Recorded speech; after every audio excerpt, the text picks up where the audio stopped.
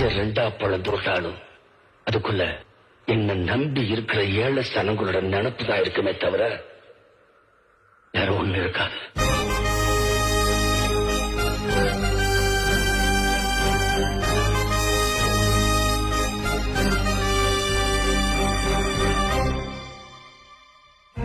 மனிதநேயம் போற்றும் மனிதனே, மக்கள் மனதில் நீங்கா இடம் பெற்ற கலியுக கர்ணனே.